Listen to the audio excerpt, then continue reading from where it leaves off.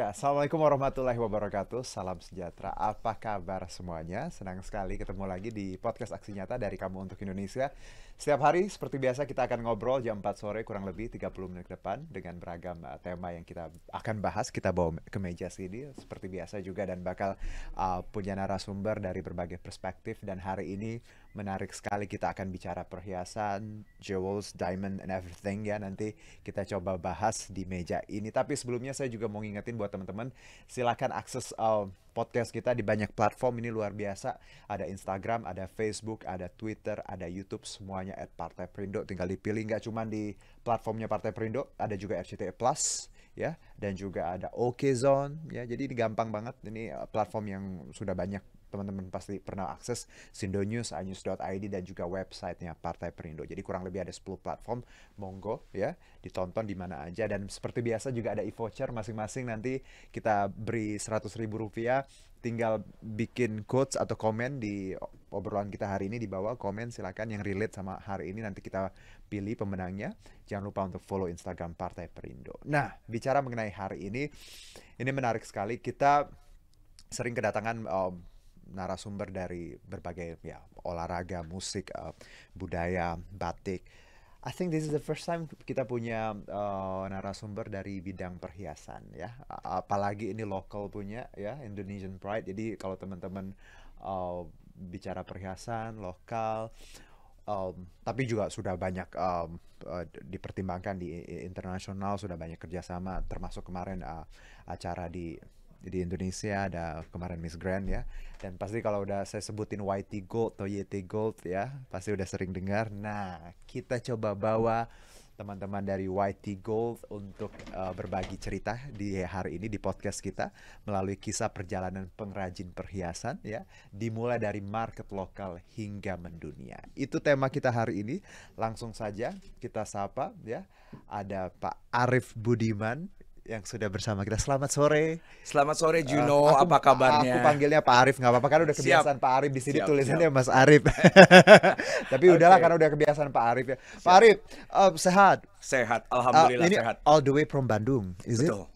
Kita dari pagi ini Bandung sengaja datang buat Juno, buat podcast ini, dan satu lagi juga buat pemirsa semuanya yang mendengarkan podcast hari ini. Exactly. Aduh, udah keren nih kayaknya, udah bisa jadi host nih kayaknya. Saya mau daftar. Pak, Oke, siap. terima kasih udah jauh-jauh dari Bandung. Terima kasih juga YT Gold sudah hadir ke sini. Dan anak muda zaman sekarang, kenapa saya bilang ya energinya banyak, pintar-pintar, modalnya banyak, bagus. Kadang yang nggak punya adalah experiences, Betul. pengalaman. Ya, Karena ya tadi masih muda, right? Betul. Oke, sama seperti kita kadang ngerasa pinter, ngerasa keren, ngerasa aktif, tapi ya experience-nya kurang. Betul. Itu yang ingin kita belajar hari ini dari seorang Pak Arif dan juga YT Gold, bagaimana mengelola 20 tahun. betul. No joke, ya. 20 tahun dan karyawan sudah Sekarang sudah hampir mencapai 1.000. 1.000. Ya. Goodness. Sekarang 23 tahun ya. Tahun ini 23 tahun.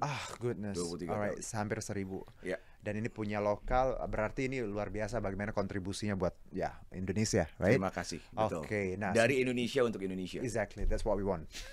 Selalu ya. Nah, sebelum kita mulai Pak Arif ya. Pak Arif, anyways, aktivitas sekarang ngapain aja kalau sehari-hari sibuknya? Masih bisa hobi nggak sih? Masih bisa ngapain gitu? Tapi dari Jepang sih kemarin. Curang sih, masih bisa liburan ya. Kebetulan bukan liburan. Oke. Kita akan ada kontrak untuk di Jepang dan alhamdulillah produksi Indonesia ini sekarang udah masuk sampai ke Jepang, dan itu pun di high end market. High end market tuh Itu produk kita. betul.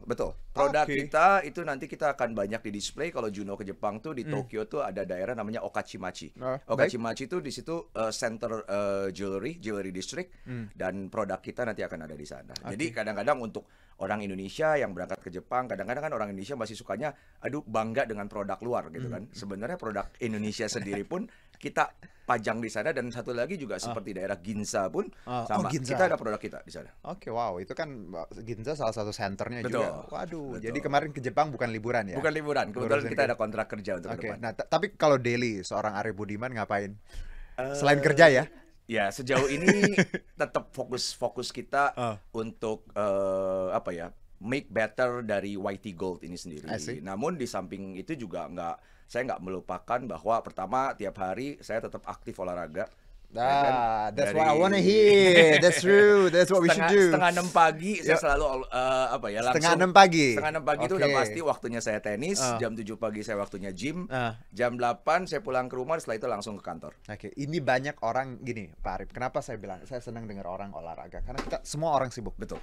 I mean everybody Yeah. does gitu ya. Mau dia CEO, mau dia apa segala macam. Tapi yang namanya time management ya, tadi olahraga, bangun subuh ya.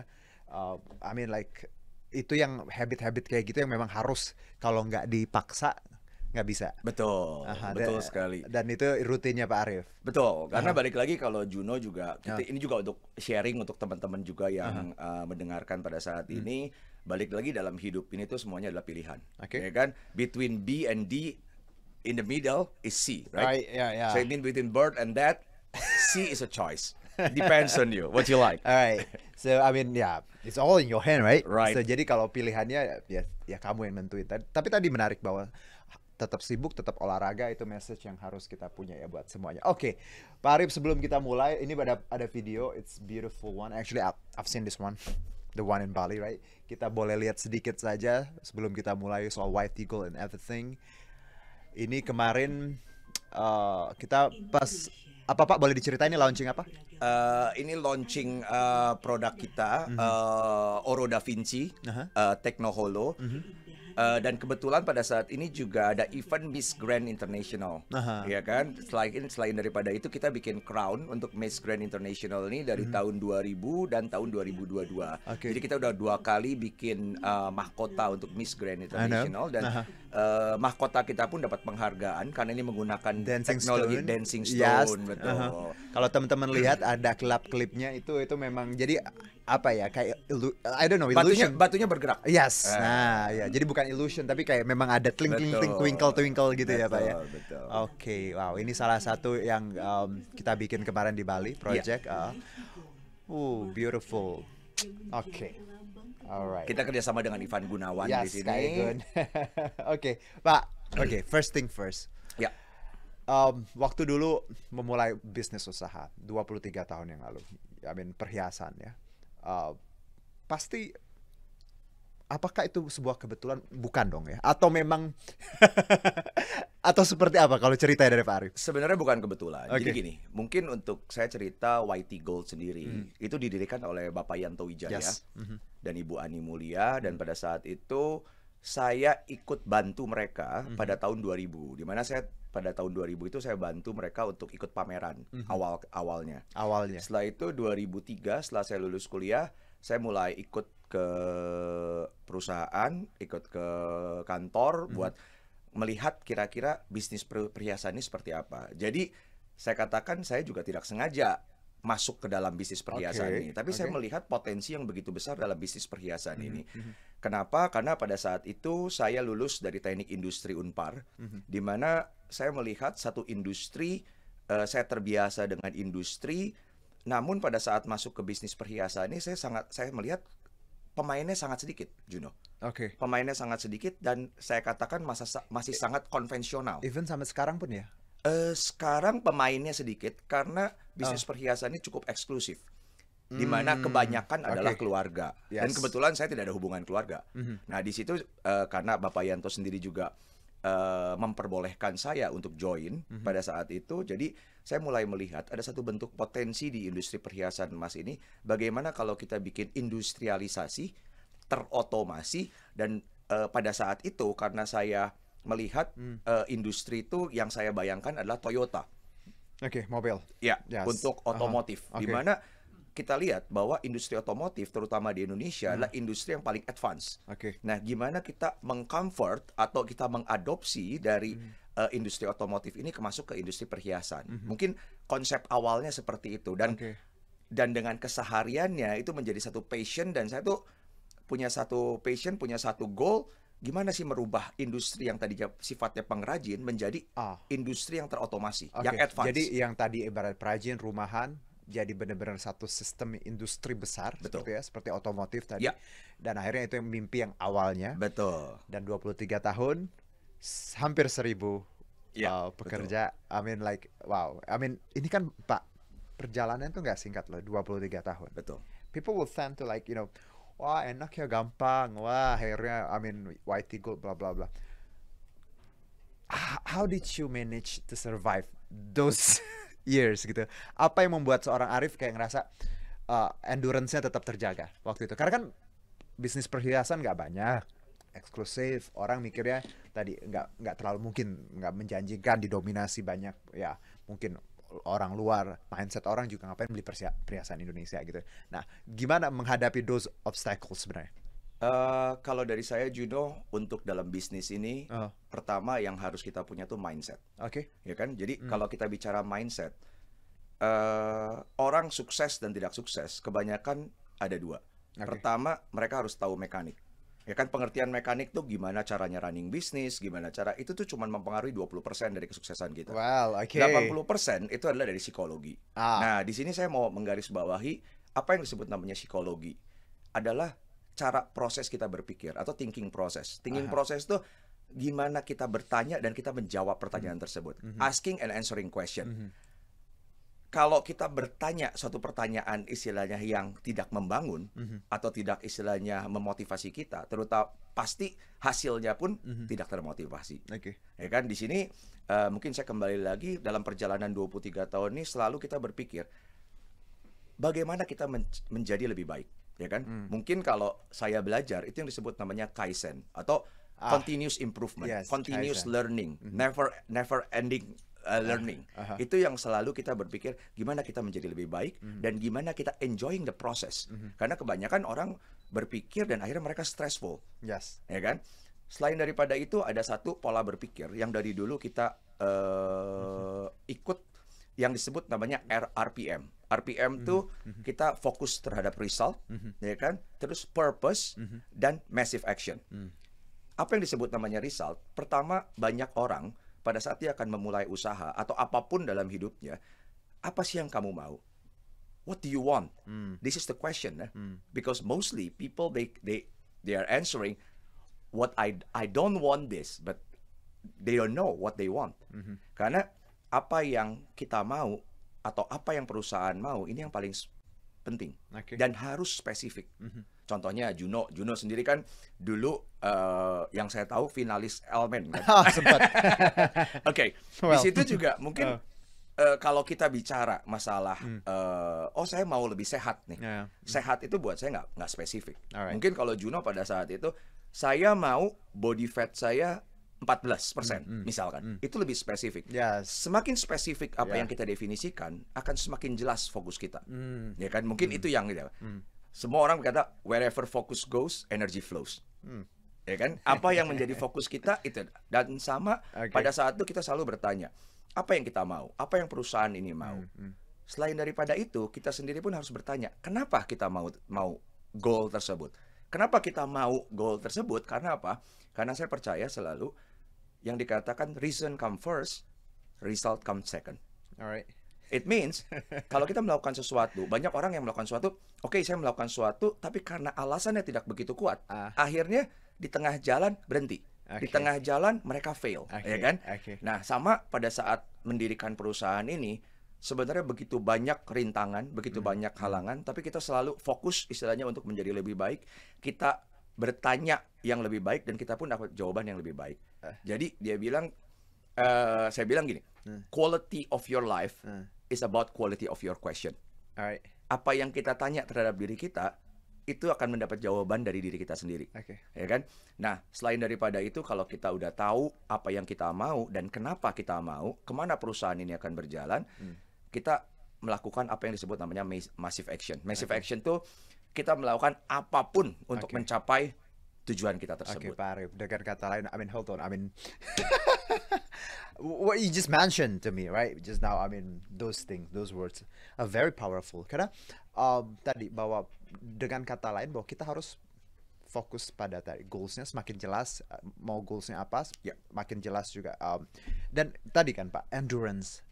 Ini kan satu hal yang kadang ini orang nggak semua orang punya, saya pikir. Mungkin akan kuat di awal, di tengah-tengah akan goyang dan give up gitu ya. Tapi yang saya juga pengen kasih tahu bahwa ke teman-teman di luar sana bahwa ada proses ya Pak Arif ya. Betul. That this is what you, I don't know, you cherish the process, and kadang orang tend to going to the result, of course ya. Yeah, that's a bonus, right? But how do we, I mean, tetap punya endurance yang bagus dan cherish the process. Kalau dari Pak Arif, apa yang personally ya, apa yang membuat seorang Arif on fire terus 23 tahun? Mungkin saya bisa share apa yang membuat saya passion. Pertama, gratitude. Gratitude. That's beautiful. Yes. Jadi setiap pagi, setiap saya bangun pagi, saya mengucap syukur apapun keadaan saya. Karena balik lagi banyak orang yang, saya mau, kalau saya udah punya sekian, saya akan bersyukur gitu kan. Sebenarnya hidup itu paling mudah. Kalau setiap pagi kita bisa bersyukur apa yang kita punya. Keluarga yang kita punya, anak yang kita punya, orang tua yang kita punya, pekerjaan yang kita punya. Kalau setiap hari kita bisa bersyukur, rasa takut tuh nggak ada. Karena gratitude itu antidote dari fear. Mungkin Juno tahu apa yang disebut namanya fear.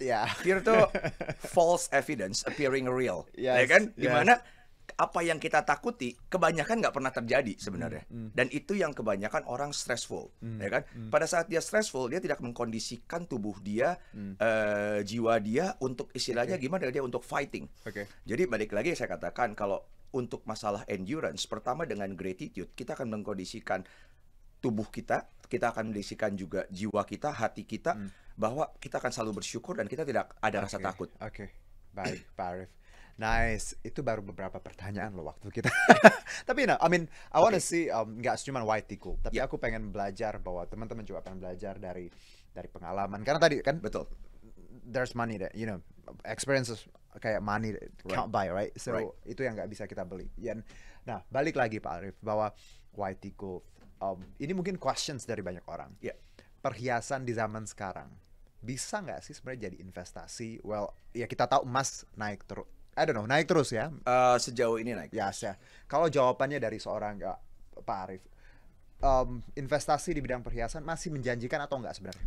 Investasi di bidang perhiasan merupakan satu investasi yang aman. Aman. Ya, investasi aman tuh pengertiannya seperti ini. Karena kita tahu pada saat ini pilihan investasi begitu banyak. Ya, dari saham, dari obligasi, ya kan, malah sekarang ada kripto, ya kan. Namun buat saya, dan emas adalah salah satunya. Emas tuh bisa dikatakan satu investasi, bentuk investasi 3.000 tahun yang lalu, Juno.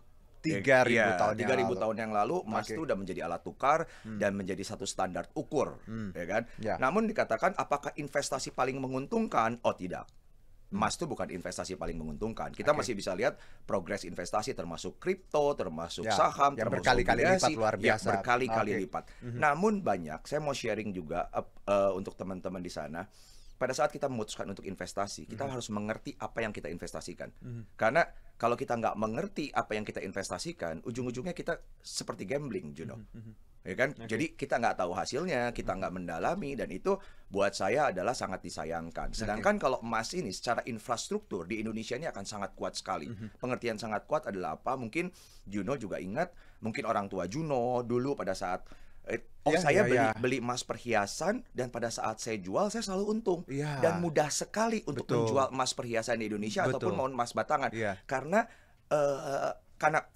mungkin saya sedikit cerita, saya tergabung juga di asosiasi. Di Indonesia ini ada 25.000 toko emas yang tersebar dari Sabang sampai Merauke. 25.000. Di mana akan sangat mudah sekali istilahnya untuk teman-teman di sana yang punya perhiasan emas atau emas batangan untuk bisa menjual dan membelinya kembali, ya kan, atau membeli atau menjualnya kembali. Jadi itu sangat mudah. Makanya di Indonesia ini bisa dikatakan bahwa emas itu merupakan satu cadangan devisa rakyat, di mana rakyat Indonesia kalau bisa dilihat, walaupun kita kita katakan resesi, kita katakan krisis, di Indonesia saya lihat fine aja kok, nggak sampai seperti apa. Kenapa? Karena masyarakatnya punya satu budaya, di mana budaya untuk menyimpan emas. Sama seperti India. Baik. Saya Pak Arif, teman-teman saya dibalik-balik ini tuh emas semua itu. Balik-balik hijab itu, waduh Pak Arif jangan aja, jangan ditanya emas. Kadang jalannya sampai bongkok emas semua. Tapi benar-benar tadi itu bagian dari budaya kita menyimpan emas. Jadi kalau bicara paling aman, of course, paling aman adalah emas. Ya, tapi kalau bicara menguntungkan kan banyak dari option. Tapi ini lagi-lagi choices ya Pak, ya, pilihan. Pak Arif, YT Gold dan ini kan lokal punya. Betul. Udah keluar juga ke Ya. Jepang dan kerjasama dengan tadi pihak-pihak luar ya, Miss Ya. Grand segala macam. Apa yang membedakan YT Gold dengan yang lain? Apa yang membuat diferensiasinya? Kalau dari Pak Arif, yang mungkin yang orang-orang belum tahu nih. Prinsip kita satu, Juno, dalam kita running bisnis, mungkin yang berbeda kita dengan orang lain, kita selalu berpikir sebelum kita bikin produk, kita selalu konsentrasi terhadap orang. Jadi istilahnya sumber daya manusia. Karena bagaimanapun running satu company apapun, di dalamnya adalah human, di dalamnya adalah people, ya kan? Seperti dulu tuh kalau mamanya Juno tahu, ada dari pendiri Toyota, Eiji Toyoda tuh dia bilang gini, we make people before we make product. Mungkin itu yang sebenarnya dari awal pada saat 23 tahun ini perjalanan So kita that's what yang you guys paling been doing. betul, yang paling berat tuh sebenarnya bukan buat perhiasan, Juno, tapi istilahnya gimana membangun sumber daya manusia yang dapat bekerja sama, dapat berkumpul, ya kan, untuk mencapai satu tujuan. Kalau buat saya itu yang membedakan antara YT Gold dengan company-company yang lain. Oke, nice. Jujur ya Pak Arif ya, aku pun ketemu dengan teman-teman dari YT, Kak Wildan, Ius, and everyone ya, Kak Willy. I felt apa ya, mereka memang punya etos kerja yang bagus dan ramah, friendly, santai, dan mungkin itu bagian dari culture yang dibangun. Betul, culture itu yang sulit. Oke, nice. Ya. Oke, I mean ini hampir kelar loh kita. But I still have one more question maybe. Oke. Dengan segala yang sudah kita capai Ya. saat ini ya, tentunya ini luar biasa dan tentunya YT Gold akan terus berkembang dengan ya, banyak produk dan lain-lain. Masa depan, future ya, mungkin big goals in the futures. What are they? I mean, kalau boleh kita tahu. Saya banyak belajar adalah kita belajar company, Juno. Oke. Jujur istilahnya dalam persaingan pada saat ini yang begitu hebat dengan era komunikasi yang dengan sosial media gitu. Dalam satu bidang industri atau bidang usaha apapun adalah dominasi. Pengertian dominasi saya tuh belajar. Alright. Saya selalu melihat company seperti Coca-Cola, Starbucks, McDonald. Yes. Ya kan? Saya katakan mereka tuh udah bukan lagi berkompetisi dengan istilahnya company di dalam sektor mereka. Tapi mereka tuh udah mendominasi sektor mereka. Ya kan? Mungkin Juno tahu karena pada saat ini jujur dari saya sebagai company yang paling sulit adalah yang disebut namanya obscurity. Obscurity itu people don't know you. Yes. Even mungkin Juno sendiri pun kalau misalkan orang nggak tahu Juno, siapa yang istilahnya mau panggil Juno? Yeah. Intinya seperti Exactly. itu kan. Sama seperti kalau saya lihat sekarang orang tuh bukan beli produk, bukan the best product yang mereka beli, tapi the best known product.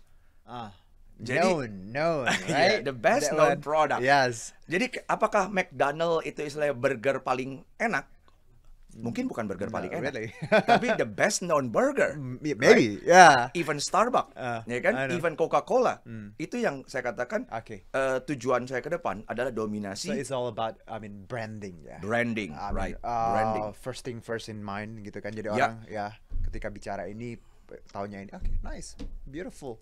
Thank Wow, Pak Arif, ini kita tuh ngobrolin emas, ngobrolin YT, tapi juga ngobrolin kayak, I mean, kuliah umum, leadership, entrepreneurship hari ini. Tapi that's really, I mean, powerful karena menurut saya ini yang kadang anak muda kurang, Pak Arif. I mean, ya bukan pengen disemangatin, tapi kadang kan kita harus diingatkan ya. Betul. Apalagi masih muda karena dengan wisdom yang dipunya oleh ya expertise orang-orang yang di atas kita, pasti kita kayak ngerasa kayak oke, mungkin ini guidance yang harus kita mulai ketika Yeah. berbisnis tadi, build company ya, bicara perhiasan tadi, simple tapi ternyata Indonesia punya sejarah yang luar biasa Betul. terkait perhiasan dan ini potensi yang Ya. masih terus kita bisa gali. Above all, Pak Arif, what you wanna say to our viewers untuk anak-anak muda di luar sana yang mungkin tertarik dengan bisnis, perhiasan, or everything? Mungkin saya sharing Aha. bukan hanya untuk perhiasan aja. Yang tadi saya bilang bahwa mekanik itu sebenarnya hanya 20%. 80% itu adalah psikologi. Oke. Yang saya sharing adalah pertama, segala sesuatu itu harus dikondisikan.